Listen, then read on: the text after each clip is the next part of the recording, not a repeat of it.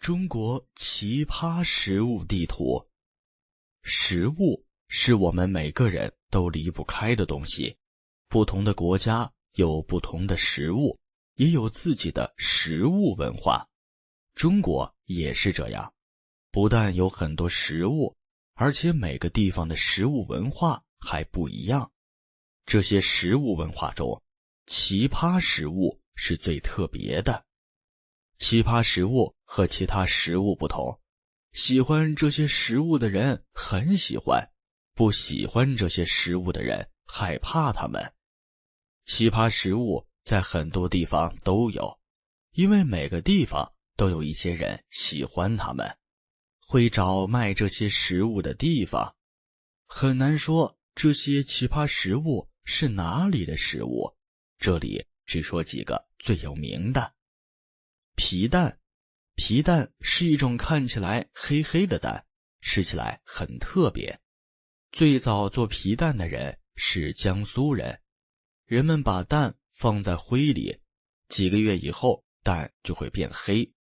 现在人们常常一边吃皮蛋一边喝啤酒，有人用皮蛋做菜，还有人把皮蛋放在米饭里。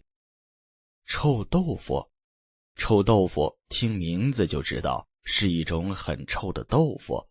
最有名的臭豆腐在湖南，湖南人常常炸臭豆腐，再放一些绿色的菜。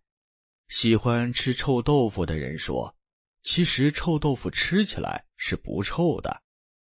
大蒜，很多人都吃大蒜，大蒜其实不太奇葩，但在中国北方，一些人喜欢吃生大蒜，而不是把大蒜放在菜里。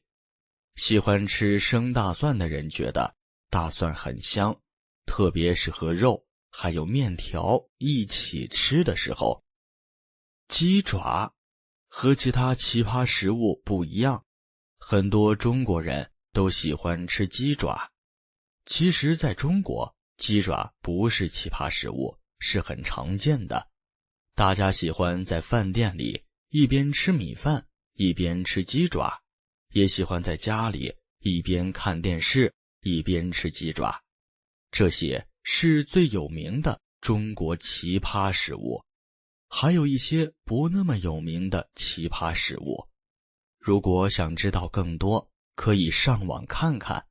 虽然这些食物听起来很奇葩，但喜欢它们的人非常爱吃这些食物。